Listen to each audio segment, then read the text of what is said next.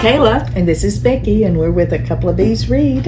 And we also drink wine. So what is the wine of the week, Becky? Today we have by Nest, one of Scout & Cellar's brands that we carry. And it is a Pinot Noir 2021. I know you like. Look how pretty it is. It is.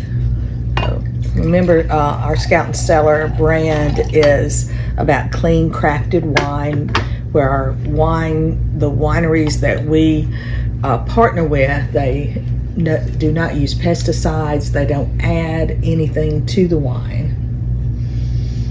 It smells fresh. Yes. It's very fragrant, fruity. Oh, wow. Oh, that's good, isn't it? Is this black cherry?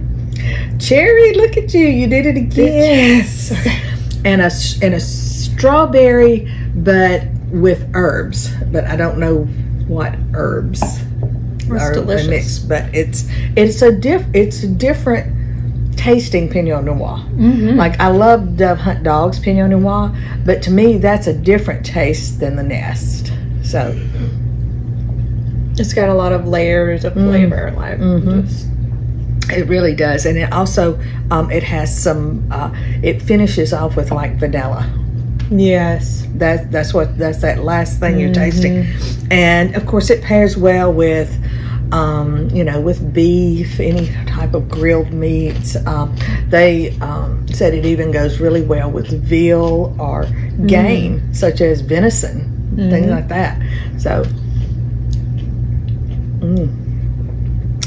and this is you can get this through the Scout Circle, which is, I get 6 bottles a month, and it's a great way. And I get a mixture. So today my July box arrived, and I got a Chardonnay, and I got a rosé, a different rosé that I've never tried before. So I'm excited about that. I kind of debated that I want to pull it out for tonight, but I thought I'm just going to save it for next time. But I had some different wines in it too. So what is our book this week? Okay, our book is a book that was written in 1926. The author, Sylvia Townsend Warner, she's a world-renowned author. She passed away in, I think it was 1973. But this was Book of the Month's very first book when they started the book club. And their book of the year, they call it the Lolly Award, and they named it after this. Because her Lolly Willowes is the main character in the book. She's a young woman. She's a daughter, and of course a sister. And what happens is she becomes a spinster. She just, the men that come through, she's just not interested in them. She's very smart. Her father and her were very close, and he made sure she was educated. And the people that came through, the men that came through her life, she just wasn't really interested in them. And so it has been renowned as a book of feminism. One of the first ones, and it's won several awards, and it's had several reprintings throughout the years. And the only thing is, it's a different type of writing because it was written in 1926, which is different than it's not fast paced like we're used to today. Right. Okay, so if you decide you want to read it, just know it's going to be a much slower read because of that.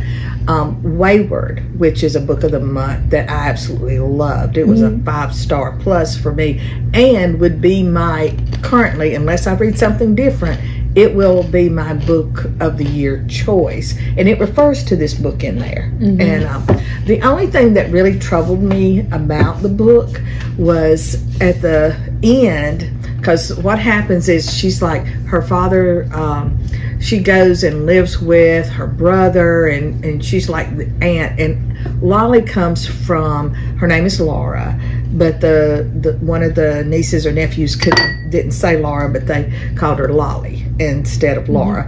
And so it kind of stuck Aunt Lolly. But she... Are you about to give a spoiler? Should we give a warning? No, not really. Okay. No, nothing like that. But she just, after a certain amount of time, being 20 years living, first she lives with her dad and takes care of him and does all this stuff. Then she goes and moves in after her dad passes away, moves in with her brother and everything and takes care of his kids. Finally she just gets to a point that she's like, look, I just want to live my life. And that's where the feminism comes in, because she lives at a time when that's just not something women did back then. No.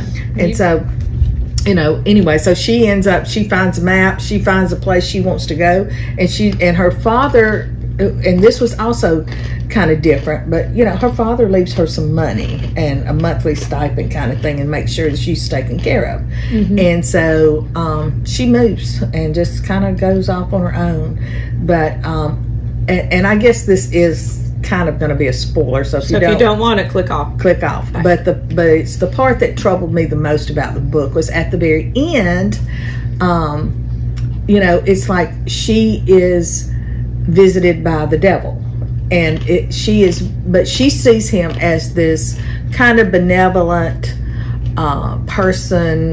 entity that she is selling her soul to become a witch so that she can be independent, when she was kind of already, seems to me, to be independent anyway. Yeah. So that kind of the whole end of the book is about that, and her visits with him, and that's not the way I view Satan. He's not benevolent at all. No. And so that kind of troubled me, and it also kind of really I guess shocked me in a way that in the 1920s and the way culture was and everything during that time, that this book would be the book that Book of the Month starts with, and that it's very widely accepted in she's from the United Kingdom and everything, that it was just very well accepted, and they just kind of don't even talk about that part of it much. They do mention it's about witchcraft and some things like that, but not that relationship that she kind of develops with this entity that shows up in various forms, Right. those last months and things. So that was a thing that troubled me. But like I said, it's a slow read. But again, it was written at a time. I think if you read it, you'll understand what I'm talking about. And anyway, so if you want to read the first book of the month, then this is it. Pick it up and read it. All right. Okay. Thanks. Thanks, guys.